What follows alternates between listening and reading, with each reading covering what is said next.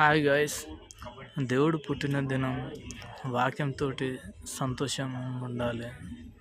కాకపోతే పాటలు, వేలం పాటలు ఇది కాదండి. నెక్స్ట్ టైం మనం ఇలాంటివి చేయకుండా